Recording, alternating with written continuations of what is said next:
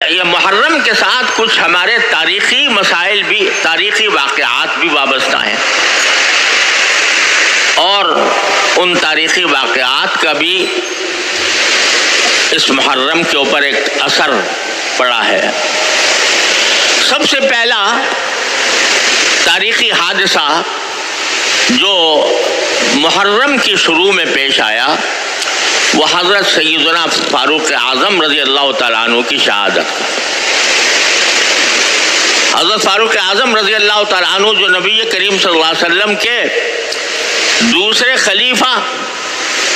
وہ خلیفہ جن کے بارے میں آپ نے فرمایا کہ اگر میرے بعد کوئی نبی ہوتا تو عمر ہوتا، جن کے جنت میں آپ نے محل دیکھا میں ہوئی تھی محرم کی ابتدا میں، یکم محرم کو ایک یہودی یا نصرانی تھا یا بنیاد یہودی تھا، اس نے چھپ کر حضرت فاروق اعظم رضی اللہ تعالیٰ عنہ پر وار کیا تھا جبکہ آپ نماز فجر کے لیے تشریف لائے تھے، اور اسی وار کے نتیجے میں حضرت فاروق اعظم رضی اللہ تعالیٰ عنہ کی پھر وفات ہوئی۔ یہ افسوسناک اور اندوہناک اور ملت کے لیے عظیم سانحہ وہ اسی محرم میں پیش آیا۔ پھر دوسرا عظیم سانحہ جو خاص عاشورہ میں پیش آیا وہ حضرت سیدنا حسین رضی اللہ تعالیٰ عنہ کی شہادت۔ نبی کریم سرور عالم صلی اللہ علیہ وسلم کے نواسے، جن کو آپ نے جنت کا ریحان قرار دیا، جنت کا پھول قرار دیا، جن کے بارے میں آپ نے فرمایا کہ اہل جنت کے نوجوانوں کے سردار ہوں گے، اور جن کی ساتھ آپ نے محبت کرتے ہوئے فرمایا کہ یا اللہ میں ان سے محبت کرتا ہوں، جو ان سے محبت کرے اللہ آپ بھی اس سے محبت کریں، وہ سیدنا حسین رضی اللہ تعالیٰ عنہ۔ وہ اسی عاشورہ کے دن ظالمانہ طور پر ان کو شہید کیا گیا، وہ شہید مظلوم بنے اسی عاشورہ کے دن، اور اس کی وجہ سے یہ بھی ایک فضیلت ہے حضرت حسین رضی اللہ تعالیٰ عنہ کی کہ اللہ تعالیٰ نے ان کی شہادت کے لیے عاشورہ کا دن منتخب فرمایا، جو ایک مبارک دن تھا۔ بعض لوگ یہ سمجھتے ہیں کہ عاشورہ کی جو فضیلت ہے یا اس کا جو تقدس ہے یا اس کی جو اہمیت ہے وہ حضرت سیدنا حسین رضی اللہ تعالیٰ عنہ کی شہادت کی وجہ سے ہے۔ ایسا نہیں ہے، عاشورہ کا تقدس اور احترام تو پہلے سے چلا آتا تھا، رسول کریم صلی اللہ علیہ وسلم نے اس کو بیان فرمایا تھا، لیکن حضرت حسین سیدنا حسین رضی اللہ تعالیٰ عنہ کی یہ فضیلت ہے، ان کے مناقب میں یہ شمار کرنا چاہیے کہ اللہ تعالیٰ نے ان کی شہادت کے لیے ایک ایسا دن مقرر فرمایا یوم عاشورہ کہ اس میں شہادت ہوئی، اور مظلومانہ دو طریقے سے۔ تو ایک ظلم یہ کہ شہر حرام کے تقدس کو پامال کیا گیا، اور شہر حرام کے تقدس کو پامال کرتے ہوئے ان کے خلاف جنگ کی گئی۔ دوسرا یہ کہ ان کو ظالمانہ طور پر شہید کیا گیا۔ روایات میں یہ بات داخل ہے، تاریخی روایات سے ثابت ہوتی ہے کہ حضرت حسین رضی اللہ تعالیٰ عنہ اگرچہ اس وقت یزید کی خلافت کو تسلیم نہیں کرتے تھے، اور اس لیے نہیں کرتے تھے کہ ان کے خیال میں یزید اس لائق نہیں تھا کہ وہ اسلامی امت کا سربراہ بنے، اور ان کو کچھ منکرات شرعیہ بھی ان پر ظاہر ہوئے تھے کہ یہ منکرات شرعیہ کا ارتکاب ہو رہا ہے، تو اس کے خلاف حضرت سیدنا حسین رضی اللہ تعالیٰ عنہ نے یہ سفر کیا تھا۔ لیکن جب ان کا محاصرہ کر لیا گیا اور ان کو آگے بڑھنے سے روک دیا گیا، تو اس وقت حضرت سیدنا حسین رضی اللہ تعالیٰ عنہ نے فرمایا تھا کہ میں جنگ کرنے کے لیے نہیں آیا، میں ایک اس بات پر احتجاج کرنے کے لیے آیا ہوں کہ ایک ناجائز حکمران کو حکمران بنا لیا گیا۔ لیکن یہ بھی شریعت کا چونکہ حکم ہے کہ اگر کوئی ناجائز طور پر حکمران بن جائے، اس کا اقتدار قائم ہو جائے، تو پھر اس کو مجبوری کے طور پر قبول کیا جاتا ہے جب تک کہ اس کو ہٹانے کا کوئی طریقہ ممکن نہ ہو۔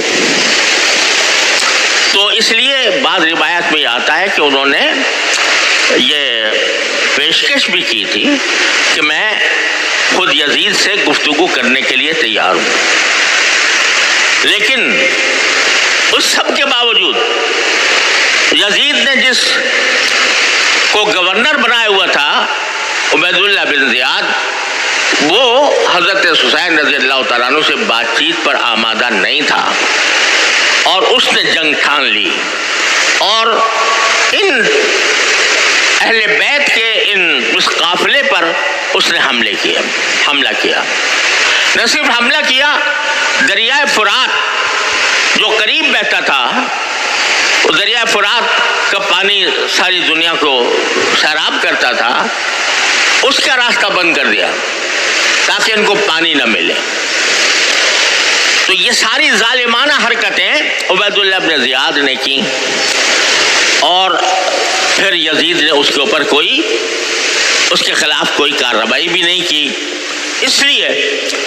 حضرت حسین رضی اللہ تعالیٰ عنہ کی شہادت مظلومانہ شہادت تھی، ان کے خلاف جو کارروائی تھی وہ ظالمانہ کارروائی تھی، اور اس ظالمانہ کارروائی کی وجہ سے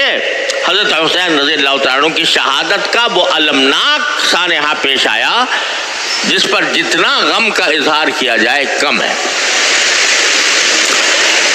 یہ حضرت حسین تو لیکن حضرت حسین کی شہادت ان کی منقبت ہے، ان کی فضیلت ہے کہ اللہ تبارک و تعالیٰ نے ان کے لیے، مرنا تو ہر ایک کو ہوتا ہے، لیکن ایک تو شہادت کی موت عطا فرمائی، اور شہادت کی موت بھی محرم کے عاشورہ میں 10 خطبے میں لوگوں کو جو وصیتیں کی، ان میں ایک وصیت یہ بھی ہے کہ میں اگر شہید ہو گیا تو میرے شہادت کے اوپر تم ماتم نہ کرنا، تم نوحہ نہ کرنا، تم میری شہادت کے اوپر، میرے دنیا سے جانے کے اوپر وہ جاہلیت کے طریقے اختیار نہ کرنا جو جاہلیت میں تھے، اور رسول کریم صلی اللہ علیہ وسلم نے ان کو ممنوع کر دیا تھا۔